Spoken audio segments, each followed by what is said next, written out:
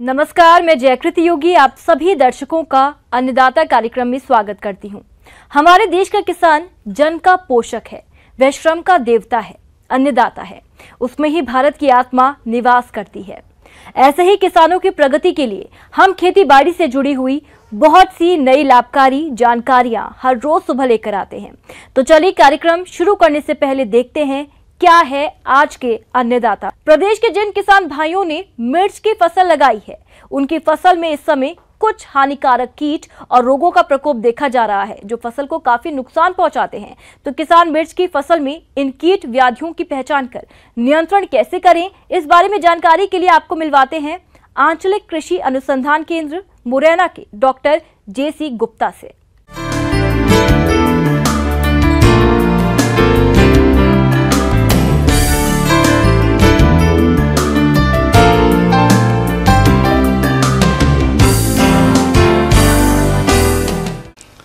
किसान भाइयों, आप मिर्ची की बहुत अधिक फसल लेते हैं, पैदावार भी अच्छी करते हैं, लेकिन कभी कभी देखने में आता है कि मिर्च में हमारे फसल में कीट लग जाते हैं या रोग आ जाते हैं, जिनके कारण हमारी मिर्च की फसल को बहुत अधिक हानि होती है।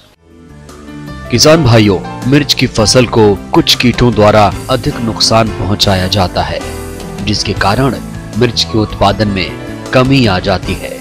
तो आप कैसे करें इनका नियंत्रण, आइए जानते हैं।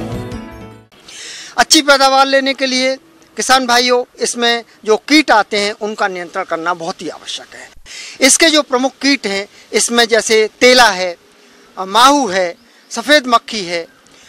इसके कारण हमारी जो मिर्च है उसमें जो छोटी पत्ती नाम का रोग हो जाता है, पड़ कुंचन नाम का रोग हो जाता है, जिससे हमारी फसल प्रभावित हो जाती है। उसमें फल नहीं आते, उसमें फूल नहीं आते, पौधा छोटा रह जाता है और मिर्ची का उत्पादन काफ़ी गिर जाता है। कोई जो है पौधे चुर्रा मुर्रा बीमारी से ग्रसित हैं, तो ऐसे पौधों का ये रस चूस करके स्वस्थ पौधों पर छोड़ देती हैं, जिसके कारण हमारे धीरे धीरे चुर्रा मुर्रा नाम का रोग जो है खेत में फैलने लगता है। और जो छोटी पत्ती वाला रोग है या पण कुंचन रोग है, इनके जब शुरुआत की अवस्था में ही ये आपको खेत में क्यारियों में दिखाई देने लगें, तो इसको उखाड़ करके और नष्ट करते जाएं, तो भी ये रोग आगे नहीं बढ़ेगा। किसान भाइयों, इसका सही जो उपचार करने के लिए जो दवा है वो डाइमेथोएट दवा 750 मिलीलीटर दवा 500 लीटर पानी में प्रति हेक्टेयर के हिसाब से 2-3 छिड़काव करें। मिर्ची की जो फसल है उसमें कभी कभी देखने में आता है कि फल छेदक कीट आ जाता है। हरे रंग की या हरे भूरे रंग की, पीले रंग की एक इल्ली आ जाती है। वो जो पत्तियों को खा करके जो कोपल हैं, नई नई जो गिड़ार जो फलों में या छोटी कलियों को खाकर भी नुकसान पहुंचाती है और हमारी मिर्ची को अंदर से भी जो है बीज को खराब कर देती है। इस तरह का अगर कीट या इल्ली दिखाई दे तो किसान भाइयों, इसमें आप न्यूवान या डाइमेथोएट दवा 750 मिलीलीटर दवा 500 लीटर पानी में घोल बना करके प्रति हेक्टेयर के हिसाब से छिड़काव करें। किसान भाइयों, मिर्च की फसल में कुछ रोगों का प्रकोप भी होता है, जिनकी वजह से फसल कमजोर हो जाती है। तो आप इनकी पहचान कर नियंत्रण के लिए क्या करें, इसकी जानकारी कुछ इस प्रकार से है। इसके अलावा किसान भाइयों, मिर्च की जो फसल है उसमें 2-3 प्रकार के रोग भी आ जाते हैं। इन रोगों में एक रोग जो श्याम वर्ण रोग है, यह रोग ऊपर से पत्तियों पर भूरे रंग से काले धब्बों से शुरुआत करता है और धीरे धीरे नीचे की तरफ बढ़ता है, या ऊपर की कलियों से या ऊपर की पत्ती से इसे सूखना प्रारंभ करते हैं पौधे, और नीचे की तरफ कभी कभी जो है हमारा पूरा पौधा सूख जाता है। इस रोग का नियंत्रण करने के लिए कॉपर ऑक्सीक्लोराइड नाम की जो दवा है, 3 ग्राम दवा प्रति लीटर पानी के हिसाब से घोल बना करके 500 लीटर पानी में जो है 1500 ग्राम दवा प्रति हेक्टेयर के हिसाब से 2-3 बार छिड़काव कर देंगे, तो ये श्याम वर्ण नाम का जो रोग है वो आगे नहीं बढ़ेगा और आपकी फसल इस रोग से सुरक्षित हो जाएगी, पैदावार भी अच्छी देगी। इसके अलावा किसान भाइयों, इसमें एक रोग और आता है फल गलन रोग कहते हैं। फल गलन रोग में जो मिर्ची होती है, मिर्ची के ऊपर गुलाबी रंग के, हल्के भूरे रंग के धब्बे प्रारंभ होते हैं और धीरे धीरे ये गोल गोल धब्बे आकार में बढ़ते हुए मिर्च का काफ़ी भाग घेर लेते हैं और हमारी मिर्च वहाँ से गल जाती है, खराब हो जाती है और रोग आगे काफ़ी फैल जाता है। इस तरह के लक्षण अगर दिखाई दे रहे हैं तो इसमें दवा की आवश्यकता है। इसके लिए आप कॉपर ऑक्सीक्लोराइड जो दवा है उसका छिड़काव भी कर सकते हैं और मैनकोजेब दवा है उसका छिड़काव भी कर सकते हैं। मैनकोजेब दवा 3 ग्राम दवा प्रति लीटर पानी के हिसाब से घोल बना करके 10-10 दिन के अंतराल से छिड़काव करें। जो रोग है वो आगे नहीं बढ़ेगा और आपकी फसल इस रोग से सुरक्षित हो जाएगी। एक इसमें फॉर्मोप्सिस ब्लाइट या एक फफूंस जनित गोल गोल चत्तेदार पत्ती पर धब्बे बनते हैं, ऐसा रोग आते हैं, मिर्च पर आता है। कभी कभी यह रोग फल पर दिखाई देता है, गोल गोल धारी नुमा गोल गोल चकत्ते बन जाते हैं और ये भूरे चकत्ते गहरा रंग लेकर के काले हो जाते हैं और वहाँ से इस फल को गला देते हैं और फसल को काफ़ी हानि होती है। किसान भाइयों, इस प्रकार का अगर रोग आ रहा है तो मैनकोजेब दवा 3 ग्राम दवा प्रति लीटर पानी के हिसाब से घोल बना करके 10-10 दिन के अंतर से आप छिड़काव करें। रोग है ये जो है नहीं आएगा और आपकी फसल जो है इस रोग से सुरक्षित हो जाएगी और आपको अधिक से अधिक लाभ होगा और आपकी फसल अधिक से अधिक पैदावार देगी। किसान भाइयों, अभी तक आपने खेती से जुड़ी हुई कुछ उपयोगी जानकारियां देखी। अब लेते हैं एक छोटा सा ब्रेक, जल्द ही लौटेंगे और कार्यक्रम में आगे भी हैं खेतीबाड़ी से जुड़ी महत्वपूर्ण जानकारियां, तो बने रहिए हमारे साथ। ब्रेक के बाद आप सभी दर्शकों का अन्नदाता में स्वागत है। चलिए अब रुक करते हैं अगली कड़ी की ओर। अपने राज्य में बहुत से भूमिहीन किसान और युवक सूकर पालन व्यवसाय को अपनाकर अच्छा लाभ कमा रहे हैं, लेकिन कभी कभी इन सूकर के शावकों में एनीमिया रोग होने के कारण इनके शरीर में रक्त की कमी हो जाती है और वजन भी कम होने लगता है। तो सूकर पालक भाइयों, आप इस रोग के कारण और लक्षणों की पहचान कर एनीमिया रोग से बचाव और उपचार कैसे कराएं, इसकी जानकारी दे रहे हैं नानाजी देशमुख पशु चिकित्सा विज्ञान विश्वविद्यालय जबलपुर के डॉक्टर विश्वजीत राय।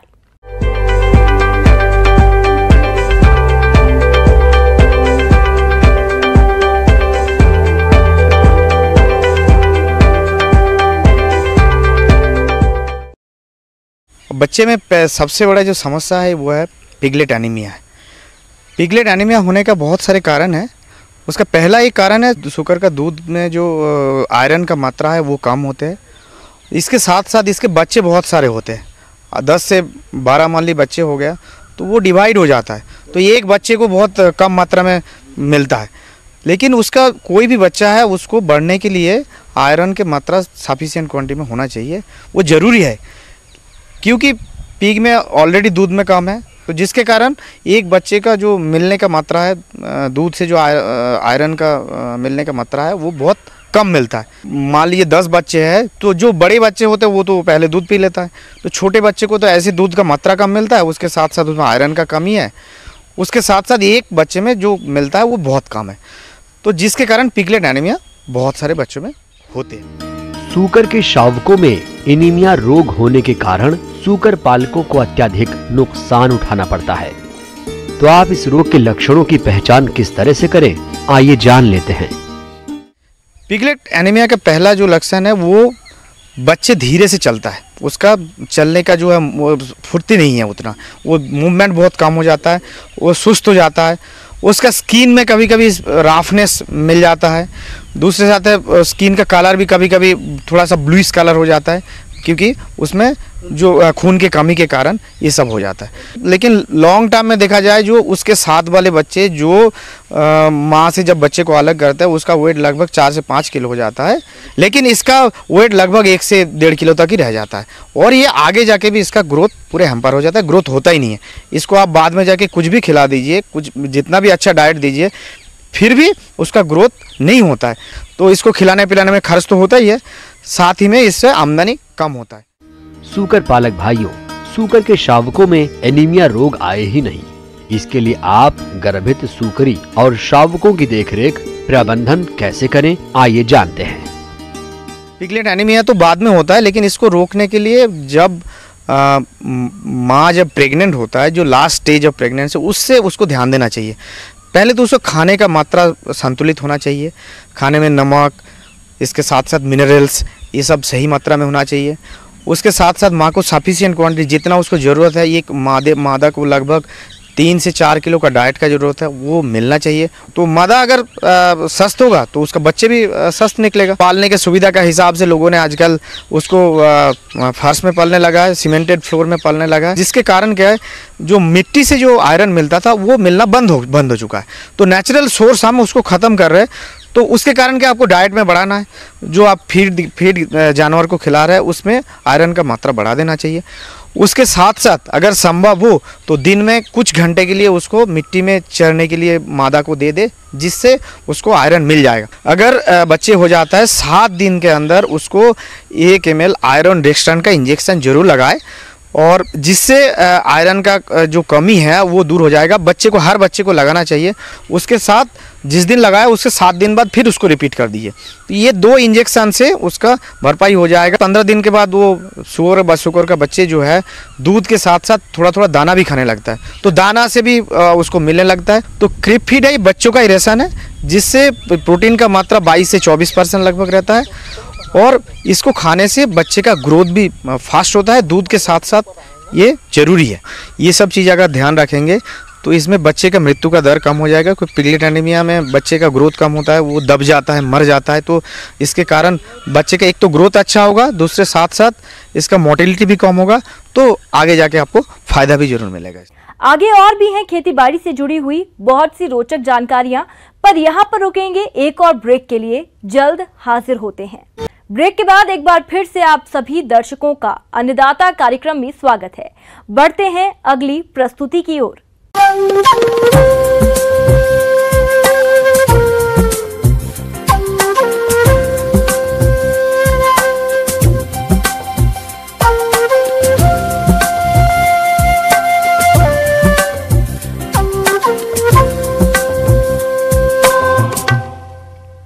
किसान भाइयों, बारिश का पानी खेत से बहकर नदी नालों द्वारा समुद्र में चला जाता है। यदि हमारे किसान भाई इस वर्षा जल का सही तरीके से संग्रहण कर लें तो खेती के लिए पर्याप्त सिंचाई जल की व्यवस्था हो जाएगी।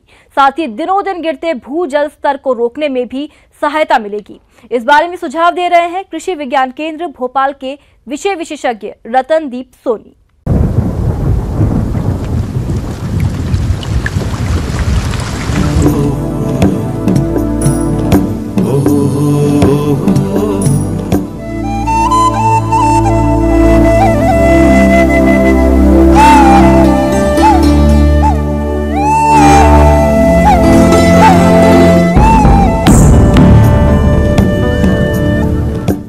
किसान भाइयों, हमारा देश कृषि प्रधान देश है और इस देश की अर्थव्यवस्था भी इसी पर टिकी है। किंतु ये भी एक यथार्थ सत्य है कि कृषि को मॉनसून का जुआ भी कहा जाता है, और ऐसा कहना गलत भी नहीं है, क्योंकि आज भले ही देश विकास की ओर अग्रसर है, परंतु आज भी देश की कृषि वर्षा पर आधारित है तथा देश में आज भी सिंचित क्षेत्र काफी कम है।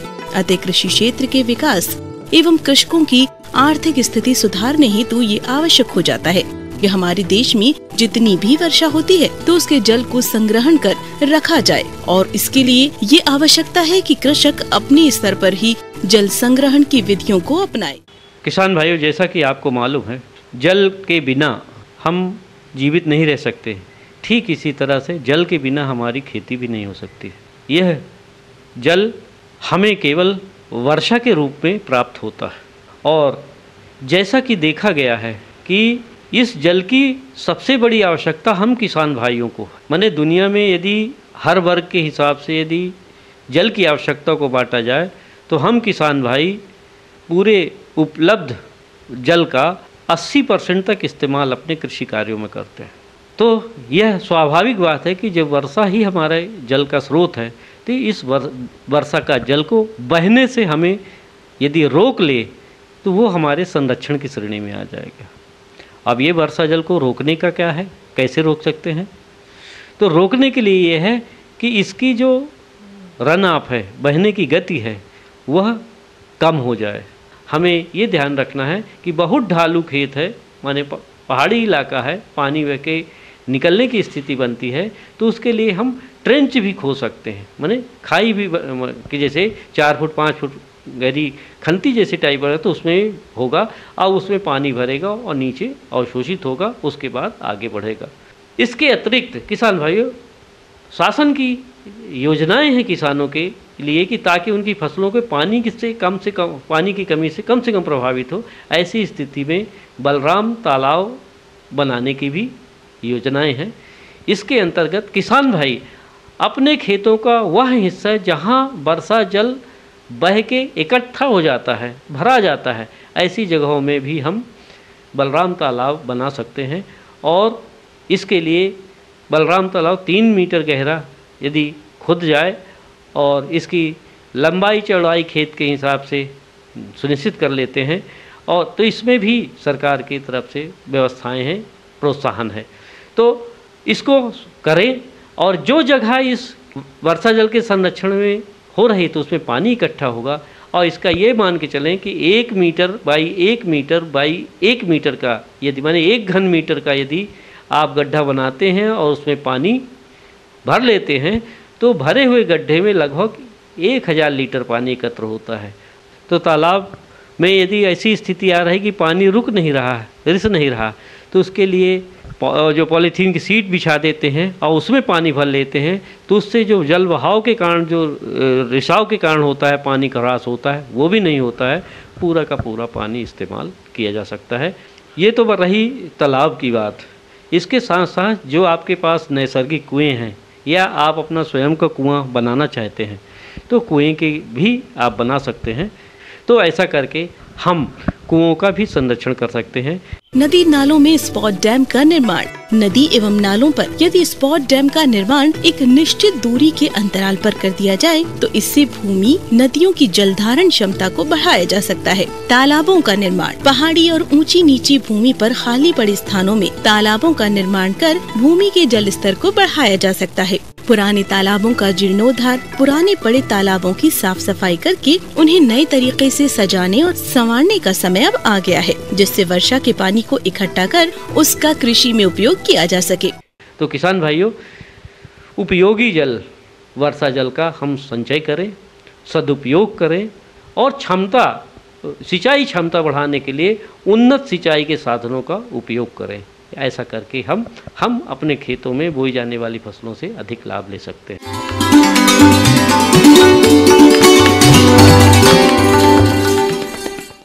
अन्नदाता हेल्पलाइन निशुल्क पूर्ण संपर्क सेवा के माध्यम से आपके द्वारा पूछे गए प्रश्नों में से 1 या 2 महत्वपूर्ण प्रश्न को हम अपने कार्यक्रम में शामिल करते हैं। इसी के तहत आज का चयनित प्रश्न और उसका जवाब इस प्रकार है।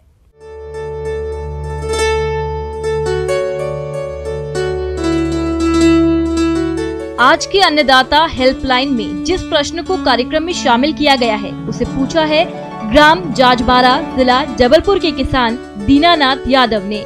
आप इस समय हरे चारे वाले फसलों में किए जाने वाले जरूरी कार्यों पर जानकारी चाहते हैं। तो दीनानाथ जी, आपकी जानकारी के लिए प्रस्तुत है कार्यक्रम का यह अंश।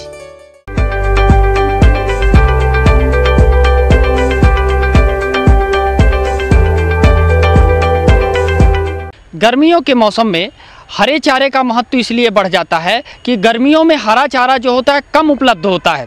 हरे चारे के रूप में 2 प्रकार की चारे का इस्तेमाल करते हैं। एक है चरी, दूसरा है अफ्रीकन टाल जो मक्के की वैरायटी है, उस चारे के रूप में उसका इस्तेमाल करते हैं। किसान भाइयों, हरे चारे के लिए बोई गई चरी और मक्के की फसल में सिंचाई और उर्वरक एक महत्वपूर्ण पहलू है। तो आप चरी और मक्के की फसल में सिंचाई और उर्वरक प्रबंधन कैसे करें, आइए जानते हैं। ये महत्वपूर्ण है। गर्मी का समय है। गर्मी में जानते हैं कि जब बहुत सी ज़्यादा आवश्यकता होती है क्योंकि टेम्परेचर बहुत ज़्यादा होता है। हफ्ते में कम से कम 1 बार सिंचाई जरूर करें क्योंकि इस पानी की आवश्यकता ज़्यादा होती है। क्योंकि चरी का जो प्लांट पॉपुलेशन होता है वो बहुत ज़्यादा होता है।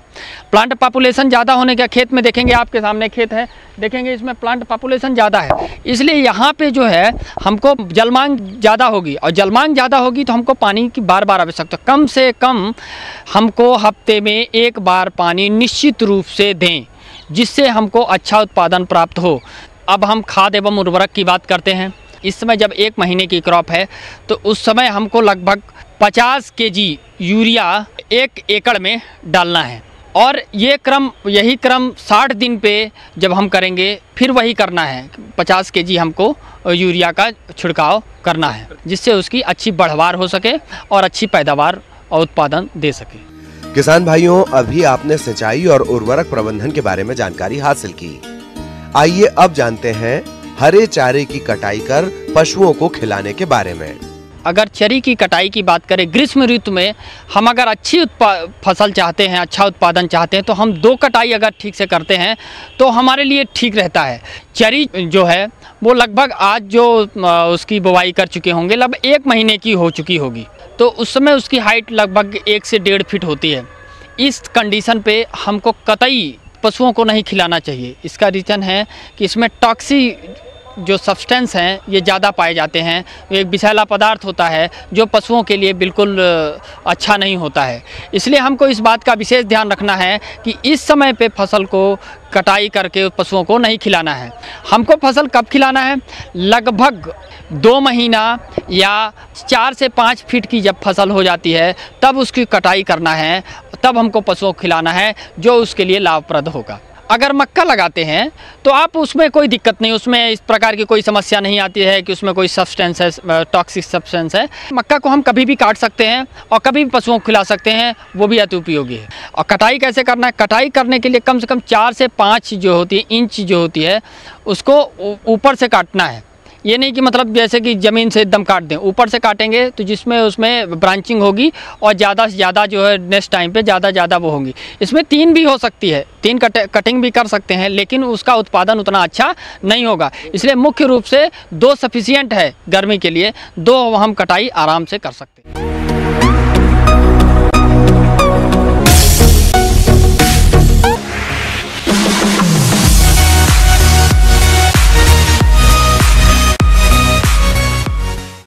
आइए अब एक नजर डालते हैं राज्य के कुछ चुनी हुई मंडियों के प्रमुख फसलों के बाजार भाव पर।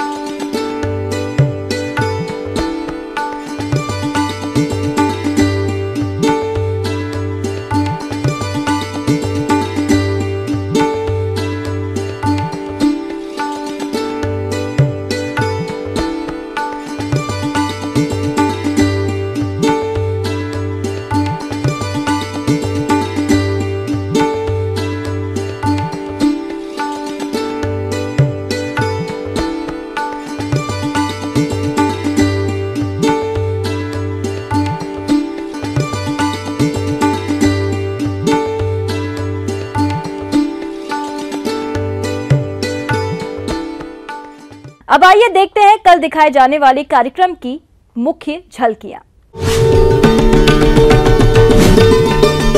अम्लीय, लवणीय और क्षारीय मृदाओं का कैसे करें सुधार।